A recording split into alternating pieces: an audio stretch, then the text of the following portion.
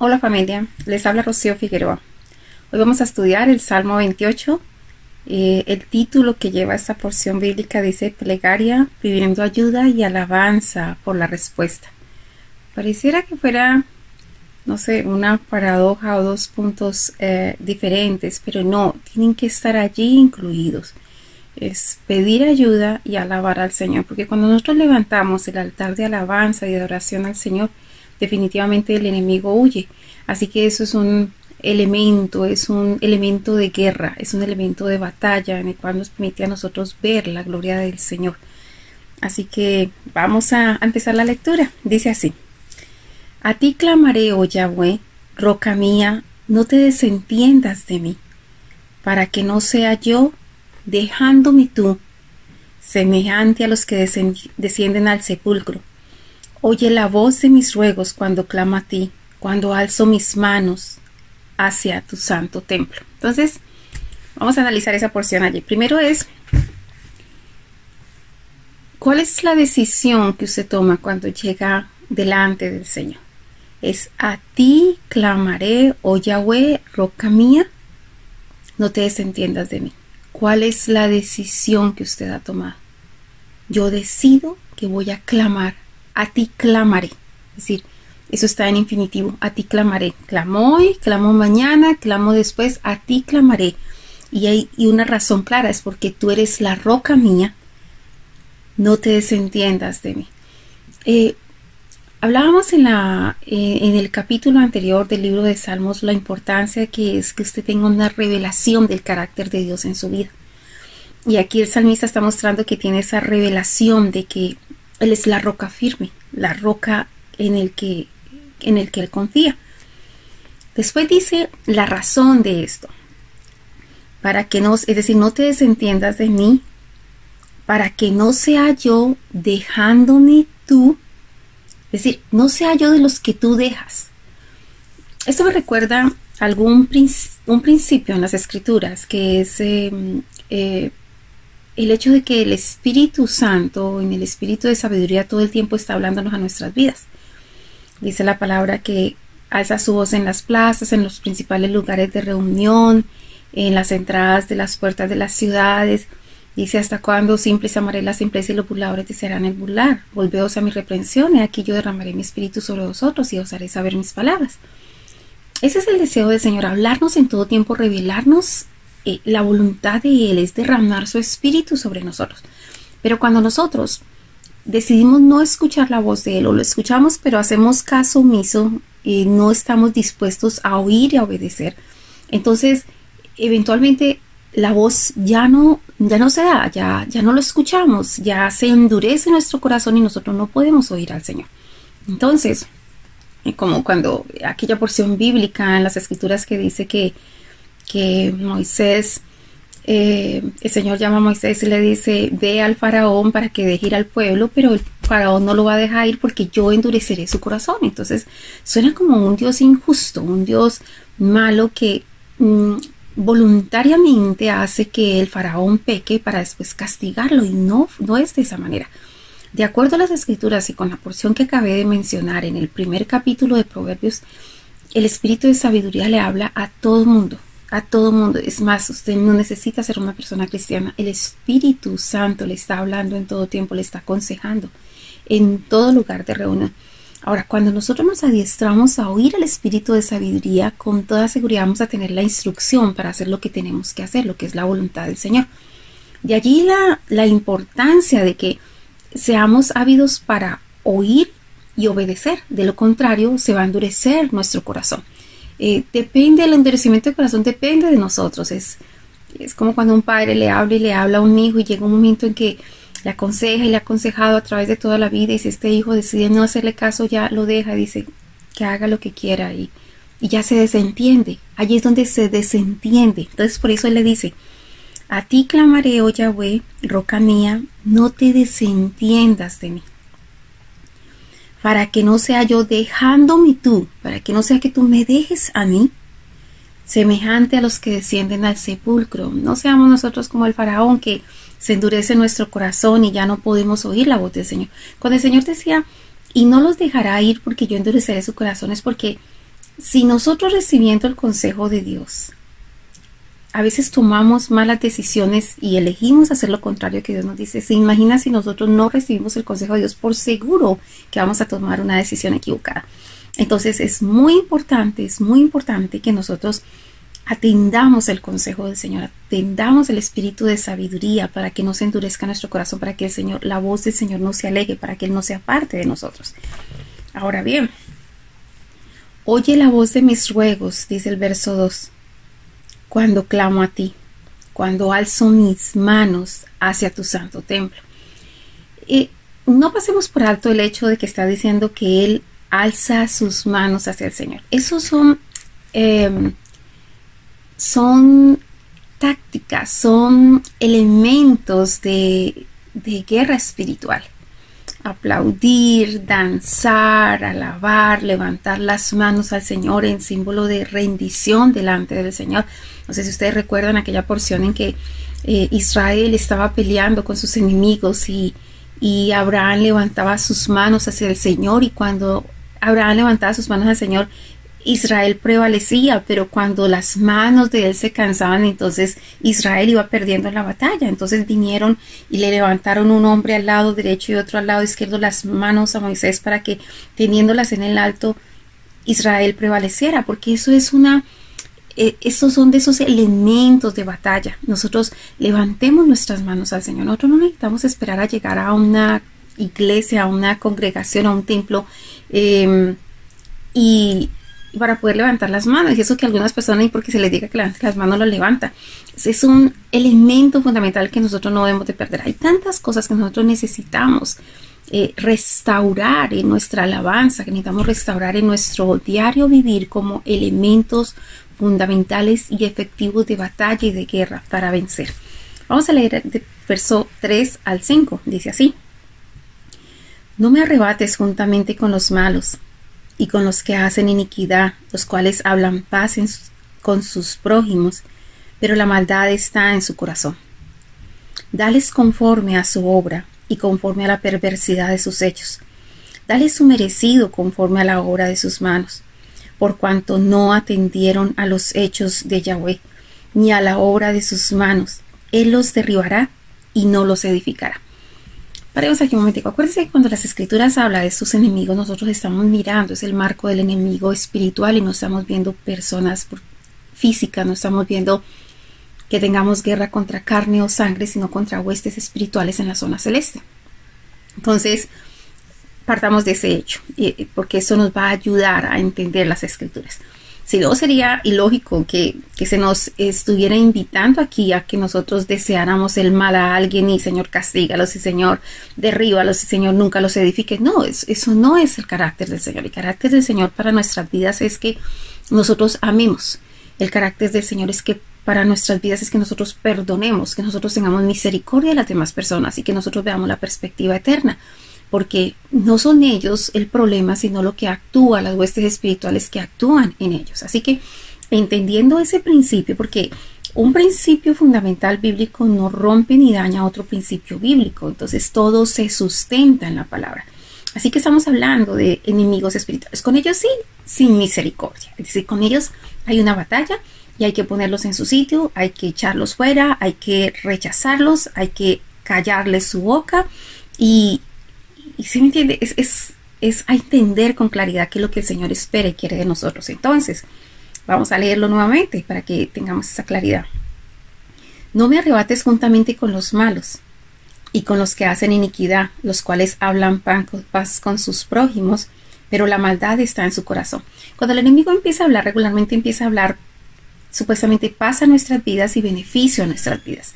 Esa es una de las cosas como uno puede entender la forma de hablar del enemigo. El enemigo regularmente le empieza a decir a uno 2 o 3 cosas que son verdad para después hacer que nosotros aceptemos algo que es innegociable en la fe, en el mundo espiritual. Así que ellos siempre empiezan a hablar paz o por decir algo, usted tiene problemas con una persona y entonces el enemigo lo primero que le va a decir tú lo hiciste bien, la otra persona lo hizo mal. Ella es la que te tiene que pedir disculpas. Tú no tienes que pedir disculpas. Esa persona es muy orgullosa. Tú fuiste muy noble. Siempre está como que haciéndonos ver que nosotros somos lo máximo, que nosotros somos perfectos, que nosotros lo estamos haciendo bien, que los otros lo están haciendo mal. Y después nos impulsan al hecho, no perdone, no justifique esa persona esto, esa persona eso. Y nos empieza a hacer ver ese mundo. Pero cuando nosotros estamos bien, en la misma sintonía, en la misma frecuencia con nuestro Dios, nosotros sabemos que lo que viene de parte de Dios, lo que viene de parte del Señor es amor, misericordia, paz, justicia, perdón, restauración. Eso es lo que viene de parte del Señor. Entonces, aquí nosotros tenemos que entender, estos enemigos espirituales vienen y nos hablan como paz con nosotros, pero la maldad está en sus corazones. No creamos las lisonjas del enemigo, que como que nos hacen así el brazo y nos dice, tú estás muy bien, tú lo haces perfecto, ellos lo están haciendo mal. Nunca creas eso, porque no depende de eso. Aquí no se trata quién hace las cosas bien o mal. Aquí se trata de que usted y yo estamos llamados a vivir por encima del bien y del mal. Independiente de cómo hagan las cosas los demás, independiente si nos aman, no nos aman, nos quieren, nos respetan, no nos respetan, hicieron bien las cosas o la hicieron mal, nosotros tenemos que seguir manteniéndonos en el nivel al que fuimos llamados, a la estatura del varón perfecto. Entonces, nuestro carácter tiene que ser un carácter que no los juzga a ellos, no los daña a ellos, no se venga de ellos, sino que entiende que es el mundo espiritual actuando en la vida de una persona, así que nuestro carácter hacia ellos debe ser amor. El enemigo nos va a poner todo lo contrario. El enemigo nos va a poner a vernos a nosotros como superhombres o supermujeres y todos los demás no nos merecen. Todos los demás, nosotros estamos acá arriba y ellos están por allá abajo y así no funciona. Así no funciona en el reino de nuestro Padre. Ahora bien, verso 4 dice, dales conforme a su obra y conforme a la perversidad de sus hechos, dales su merecido conforme a la obra de sus manos. Castiga a todas las huestes espirituales de maldad, échalos fuera, dales su merecido, es decir, es contra ellos que es nuestra lucha. O sea, guerras contra carne, no es contra carne ni sangre, sino contra las huestes espirituales en la zona celeste, es contra ellos. Y contra ellos sí, átalos, échalos fuera, enmudécelos, envíalos a los abismos y que no salgan nunca más y ese tipo de cosas, pero con los hombres, amor, misericordia y paz. Verso 5. Por cuanto no atendieron a los hechos de Yahweh, está hablando de los enemigos espirituales, ni a la obra de sus manos, Él los derribará y no los edificará. Eso es cierto, la escritura habla claramente de la misericordia que Dios tiene para con los hombres, al punto que envió a su Hijo, el único digno, es un sacrificio digno y perfecto para la salvación de toda la humanidad. Pero de los ángeles caídos, para ellos no hay misericordia, para ellos no hay restauración. Ellos definitivamente van a ser derribados y no van a ser edificados. Cuando nosotros observamos toda esta porción, nos invita a nosotros a entender con claridad contra qué peleamos. Y si nosotros, cuando se conoce a su enemigo, usted es efectivo para ganar al enemigo. Pero si uno empieza a ver monstruos en diferentes otras partes, atacamos es como golpear y golpear al viento, golpear y golpear al viento sin tener ninguna efectividad. Así que ubiquémonos y identifiquemos cuál es nuestro real enemigo. Eso es como identificar cuando hay problemas. Uno mira el síntoma como el problema, uno mira la raíz del problema y eso es lo que uno tiene que atacar si quiere vencer un problema. Ahora bien, verso 6 y 7 dice, bendito sea Yahweh. Mire la forma como plantea. Lo primero que hace es que hace una declaración de a quién va a clamar y por qué. Porque Él es la roca. Le pide que no se desentienda, que por favor no se desentienda, no lo desconecte. Es decir, yo quiero oír tu voz, quiero escucharte, quiero Shema, quiero oír y obedecer. Y quiero que me escuches el ruego. Después de eso habla de todos los enemigos espirituales y la posición de él frente al enemigo espiritual. Después de eso, en el verso 6 y 7 dice, empieza a levantar la alabanza al Señor. Levantar el altar de alabanza es fundamental para todos los hijos de Dios. Allí es donde nosotros vencemos. porque el enemigo no resiste nuestra adoración, no resiste nuestra alabanza. Él huye de esos espacios. Entonces, bendito sea Yahweh, que oyó la voz de mis ruegos. Yahweh es mi fortaleza y mi escudo.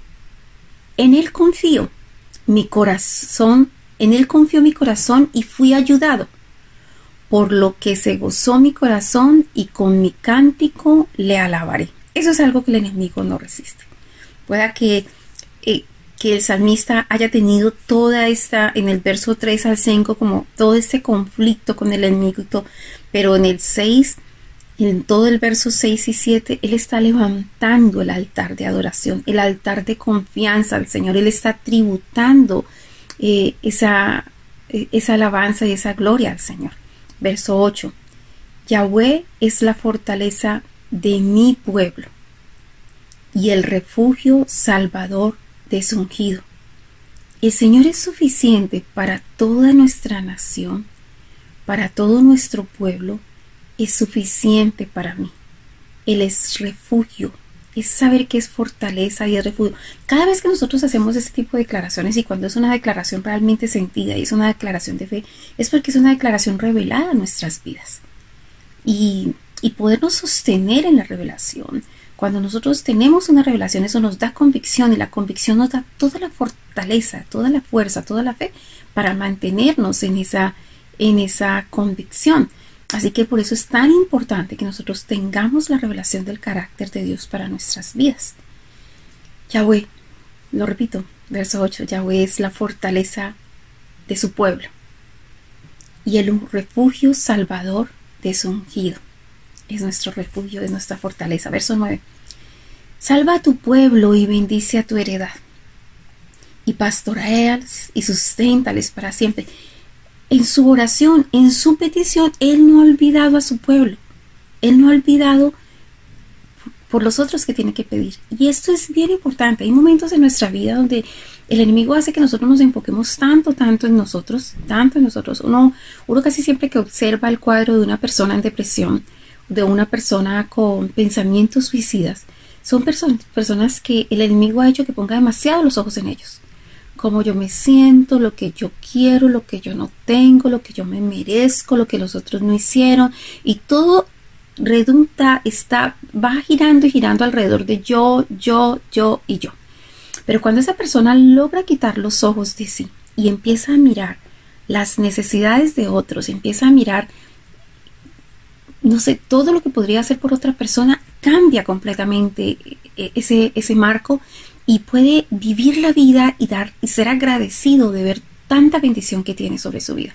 Así que es importante esto que está haciendo el salmista, porque el salmista está pidiendo ayuda, pero a la vez está alabando al Señor por la respuesta, a la vez está casi que declarando ya la va a hacer, y no solamente eso, sino que intercede por su pueblo. Nosotros necesitamos interceder por otros. Nosotros, tal vez en nuestras vidas, hay muchas cosas que nosotros queremos, y sería mucho más fácil si nosotros vemos a otras personas que tal vez están necesitando lo mismo que nosotros, y nosotros podemos pedirle, no sé, hay una petición grandísima por un hijo, pero tal vez podemos ver otras madres que están luchando por sus hijos y que nosotros podamos abonar en la vida de esas otras personas, porque ese es un principio bíblico, que lo que usted da, usted recibe. De esa manera funciona en el reino de nuestro Padre. Entonces, pídele al Señor que el espíritu de gracia y de temor de Yahweh caiga en los hijos de aquellas madres que están, no sé, desesperadas por ver la gloria de Dios en la vida de sus hijos. Y mientras que usted intercede por ellos, el Señor recuerda aquella oración que usted ha clamado por su hijo, porque de eso se trata, que de lo que nosotros damos, de eso mismo vamos a recibir. Que la gracia del Señor sea con usted y que usted pueda elevar esta plegaria que pide ayuda, pero que a la vez ya da una alabanza por la respuesta. Muestra la confianza que tiene en el Señor, levanta un altar de adoración e intercede por otros. Que la gracia del Señor sea con usted.